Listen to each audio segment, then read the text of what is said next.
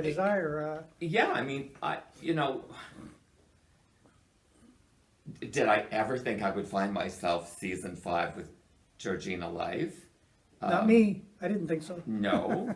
Did I ever think I'd be sitting, as I've shared with you, on a global set or a city TV set, or certainly several Rogers sets in Toronto? Yeah. Did I ever think I had anything of any real value to say? I mean, oftentimes I was there as a representative of an organization. Right, but I know when your successes in those areas, you were there for a reason. Yes. So, and you will always discount them.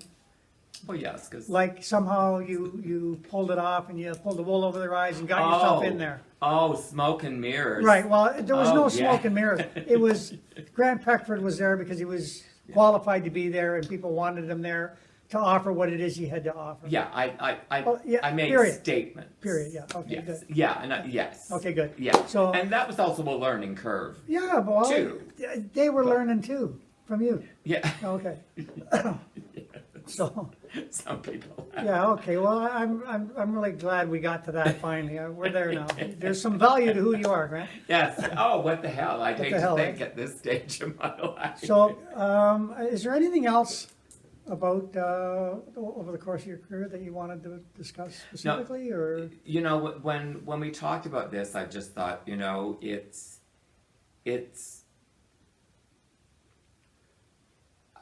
I'm not gone from York region, No, but I know there's a lot of curiosity about me.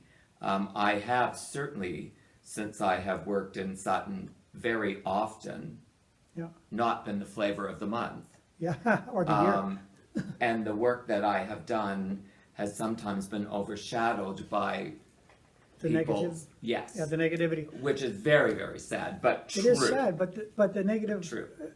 is getting smaller these days. That group, pretty soon we're gonna have to take a collection up to help them out of their spot in life. I did want to thank you too. Thank you, but to tell you this year, I've always been aware of the gay issue and the God, ra- you're more vocal than I am, for the- God's sake. the racist issue and like all of the different societal woes. I've been aware of them all, and I've never contributed to the negative aspects Right. of them, except maybe in my silence. I don't know. At times when I wasn't capable of standing up, when I maybe should have, for somebody else or whatever. Yeah. But for this year, for the first time, and I no smart because of our working relationship and our friendship, I started paying really close attention to all of it, and it's been really glorious because Yes.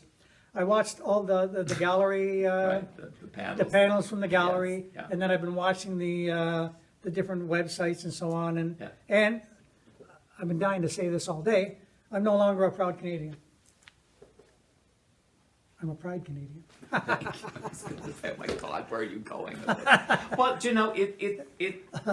it's great that you say that, and I've certainly seen the social No, and I media mean it for posts myself personally. that you meant, and I think that's fabulous, because this has been an interesting year for me as a gay man. I can imagine. I've never really been, other than hello, if it walks like a duck, talks like a duck, Yeah, it it ain't a probably chicken. is, yeah. But it has never been anything I've allowed to define myself. Quite the contrary. Yeah. I've always suggested that the lack of my success in certain areas have been as a result of the fact that I'm an openly gay At least man. as much of one as the other. Yeah. Yeah. It's a crapshoot. Who the heck knows? But I did, and I won't talk about it a lot, but I did have an experience where, however inadvertent, the message came. That's not how I wanted to put that.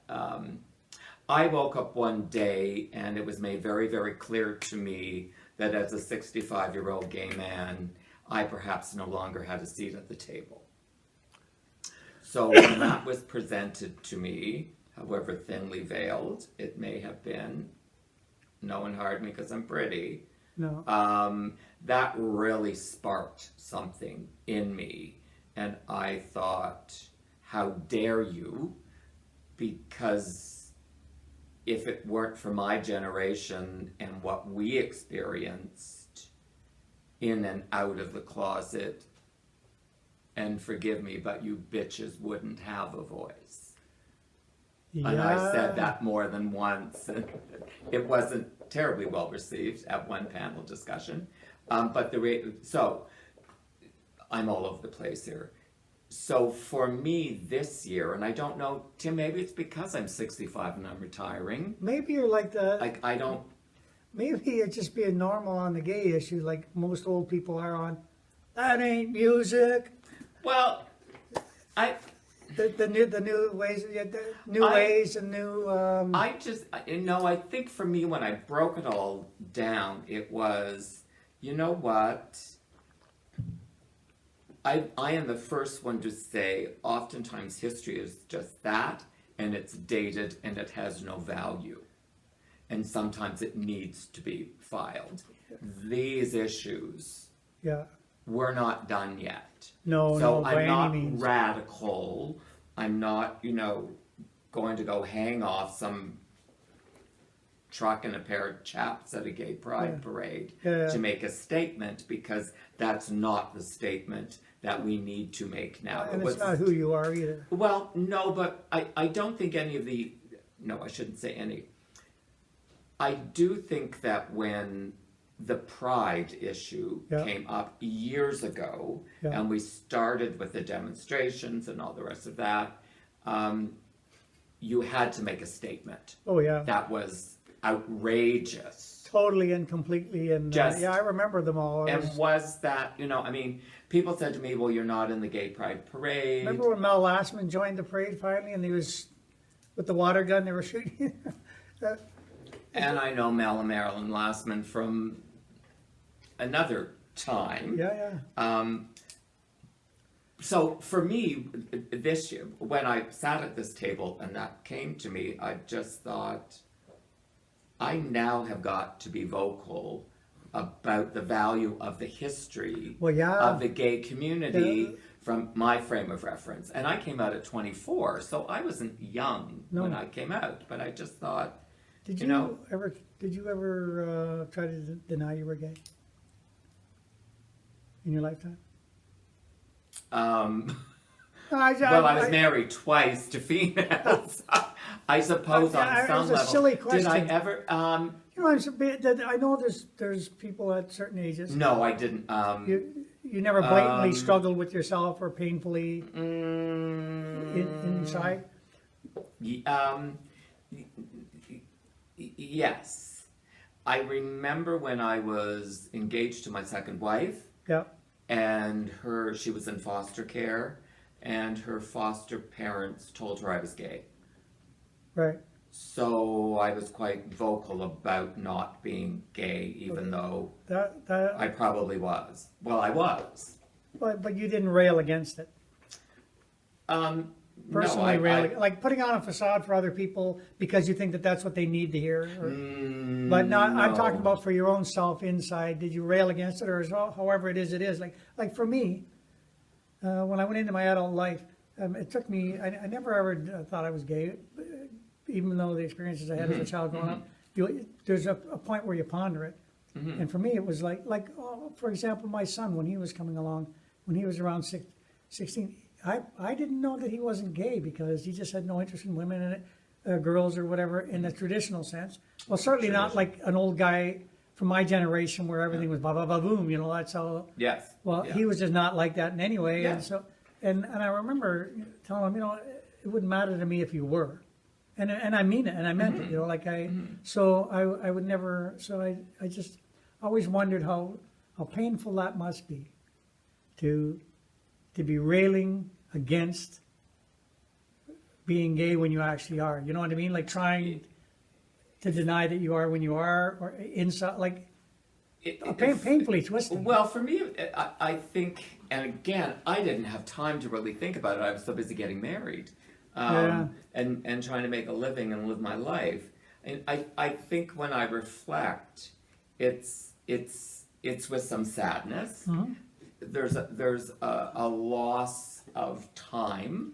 That's life. Yeah. That being said, I came out at the time of the beginning of AIDS. Yeah, I can imagine. So, you know, maybe I wasn't meant to come out one moment before I did for a myriad of reasons. But no, I think it was just,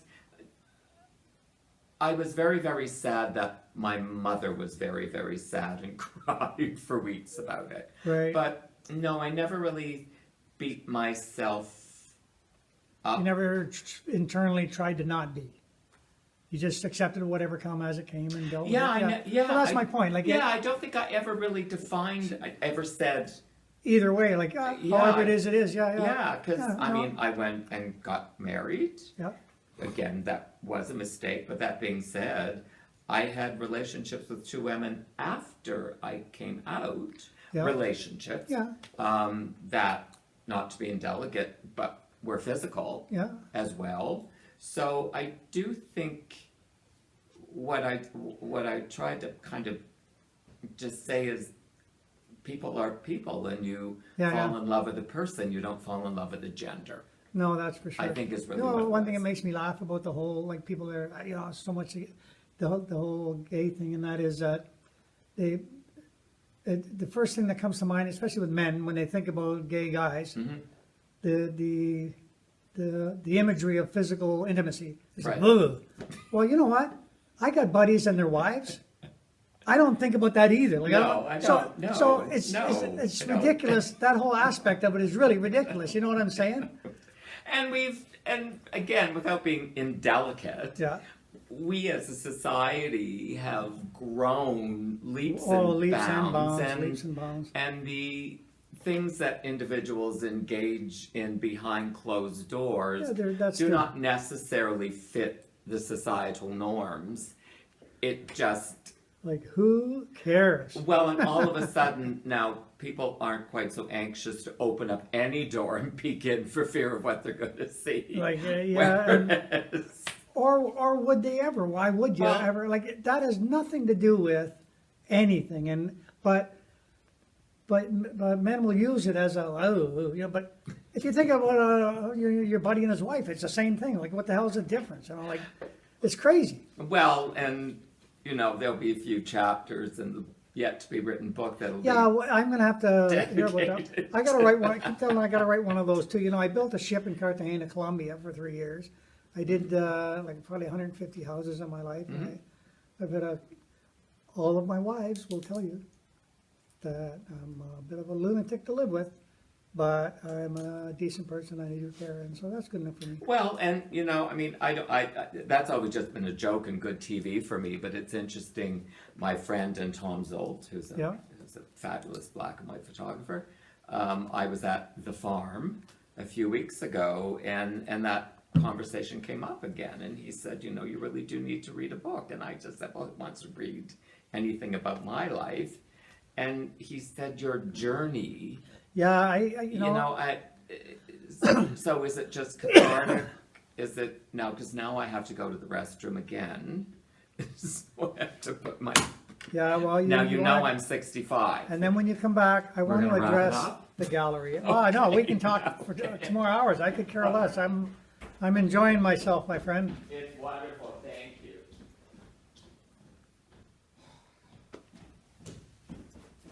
I'm gonna give you, before we get to the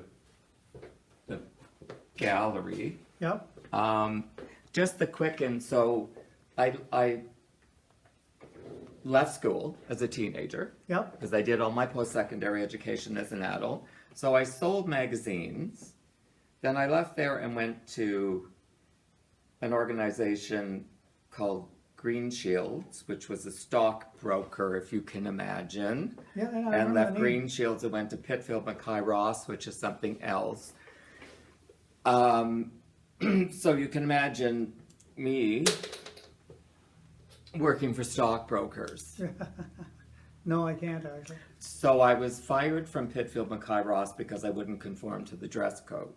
Well, That was in the 70s, and Yeah, I that was believe the it. plaids and the baggy pants, and in finance you wore navy blue and brown and black, and that was it. yeah, Well, when I worked for Pitfield Mackay Ross, women were not allowed to wear slacks. well, You wore skirts and heels and hose. So Thank God. so I was fired. So I was fired, and of course was just horrified. How could they possibly do it? But again, they could. Yeah. Back in the In day, those that days, are you was the kidding? dress Yeah. code, and that's what it was. And then went off into advertising, because then you could be a little more. Yeah. But was in the world of advertising in my late teens, early 20s, when I was not mature enough to deal with what advertising was in the 70s. Yeah, no kidding. Which was very, very fast, loose, and easy, let me tell you. Yeah, not a doubt. And left there and went back into finance for a little bit, and then found myself in the world of graphic arts, where I sold and promoted. I worked for graphic art supply houses for a number of years, and then it was ready for Harbourfront. Nice. Then I was ready to just be that. So that And journey your has, function at Harbourfront was, I was originally hired as a school bookings coordinator, where I took all of the registrations and managed the classes and put teachers and what have you. right? And then I became the head of the education program, where I Oh, did nice. manage the whole, and had the opportunity to work with other departments as well. You were in education, from the day you started there on, you were pretty much in education. I've been you in were education since you're- 1987 Yeah, so I mean, till she's- really now. should have a pension. Well, yeah, like why Yeah, what couldn't the I hell, go eh? work for a corporation Yeah. instead of working for not-for-profit? Because I wouldn't come out as well-rounded. No, I'm just kidding. Because You I know, wish. I'm so tired. we've of already being poor. established that you've had a very positive footprint as a Yes. result, and that's Yes. wonderful. Yes. So this job, why do you want to ask me about this Okay, job? so that I'm here, leaving? first I'll tell you my experience, and that is my stepdaughter that I spoke of, Jessica, when we, Yep. she used to come here for art lessons, actually, when she was little, and that's like 10, 12 years ago, so, and this place used to be, I like what you've done with lice, I guess that's what I should say, over the course of the last 5 years, as far as the appearance and having it all cleaned out and more roomy, and you can get around and see everything that's here in an organized fashion, Yeah. and so there's the aesthetic aspect of it. I was curious about the nonprofit aspect of the business. How's it all going? Well, it's, the pandemic has kicked everybody's butt. Well, that's, yeah, I was very, very fortunate that when I landed here, I applied to Trillium to get some money to clean up the downstairs space. right, So that started the shift and change of the way some people looked at the organization. Financially, we were struggling big time. I always have. Just big time. There was no support for arts and culture. No one, and I've said this since I walked through the door, no one's paying you to hang pictures on a wall. No, So, if you're going to run a not-for-profit, especially one with a charitable status, you need to understand the realities of doing business. yeah, Unless you've been in business as long as I have been and worked in the way that I have had to, and that comes from the fight with getting money for the arts yeah, of course. to some degree. Because if you're not the flavor of the month, One big fight, Yeah. money is just one big fight Yeah. in the arts. yes, Yeah, no when doubt. I'm working with vulnerable children and youth, Yeah, money's pouring out my behind. No one cares about the arts. What Not does that? really. What does that bring to the world? Now that's open to individual interpretation. So I've been very, very blessed in that I've applied for dollars to change the aesthetic, develop new programming, and recently, as a result of the pandemic, $35,000 from Trillium to modernize technology, support a new strategic direction, which includes culture. So while the pandemic didn't allow us to generate any revenue, we weren't spending any. no, so yeah, So and because there were government dollars out there that we were able to get, our financial position has never been as solid as what it is today. And as you see, the building is changing. yeah, The new sign with the new branding will be up next week. So it's the downtime, if you will, has provided those in positions of leadership and responsibility an opportunity to breathe and plan. Right. So, it's that sort of, So are you leaving here at the end of the year as well? I'm leaving here October 29th. 29th, and then, I originally was going to leave at the end of December. so is there a replacement pick yet? They're in the process of finalizing that, Yeah. so an announcement will be, And then you'll do the handoff and. yes. And how's it looking going forward? You're confident in the directions? and- For the organization, very definitely. Good, Very definitely. The hard work that this has been for everyone, Yeah, truly is paying off. And that is in part because there's been a shift in attitude. yeah, There's been a buy-in. Everyone says as leaders we have vision. I walked through the door and I don't know whether it was Bill Trainer. Someone said to me, "So what's your vision?" I thought, you know what, to get the mold out of the corner yeah, of the cobwebs program in my space. vision right now is cobwebs and mold, eh? Like, What do you mean my vision? Again, because to me, again, that was very arrogant. But if you look at leadership in the way you need to through that lens, Yeah. you get there's no thanks coming with the leadership. how much of your vision going forward, Mhm. like where it's all ended up, Mhm. has been a collection of other people's vision? I was curious about that. Yeah, well, I'll tell you why I asked. Like when I do song and videos and stuff in Cuba, I always fight with my videographer because he gets in there with people and he wants to tell them the vision. And I said, no. He's doing what he does. Mhm. His part of it should be his. To leave him alone, let him Yeah. do whatever he thinks should be done here, like the part of the vocal, part of the whatever the instrumental.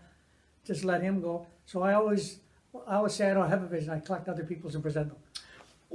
I think my vision is a collection of things I learned from Harbourfront Center. Oh yeah, Because that's arts and culture. This is now arts and culture. Right. So, and the many years of working in not-for-profit, Of course. and having someone say to me, a funder say to me, this may be a charity, but it is a business, yeah, one way or and the you other. need to run it as a business. Of course. So that was a bit of a challenge, I think, for some of the individuals involved here, because it was about community and transparency, and let's all sit down Took and me a long by time the to fire. learn. It took me a long time to learn that too. It's- That even when it comes to making music and stuff, Mhm. there's just something about it that you don't realize.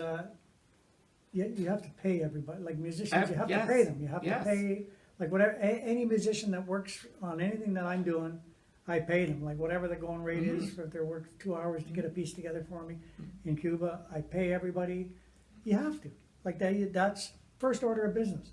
Well, community and members, I mean, it was always, it's the membership, and Well, it's good for volunteer, like the volunteer That's work you lovely. get, but in the end, when you're getting someone to do something specifically that you need done, you have to be prepared to pay them. well, if I'm not running this as a business, then there is no membership. No, yeah, At exactly. the end of the day. So I would say most of the vision, if you will, really did come from my years at Harbourfront. Yeah. Then the children's programming and moving away from arts and crafts and just building on good work that's been done. Yeah, I think when I walked through the door here, for me, this was a blank slate. There was a lot going on, and I knew there was going to be some challenges, very Yeah. definitely, because they'd had a rough year, an entire board being dissolved, brand new I board remember. being built, and I just finished winning the songwriters contest at the time. That was my initial Mhm. involvement here. That was good. Interesting. unless you are board members who know what it takes to be board members, Yeah. it's a learning curve. So for me, I'd sat on 3 boards before I walked through the door and had reported to 3 or 4 of them. Right. So I know what that experience is like.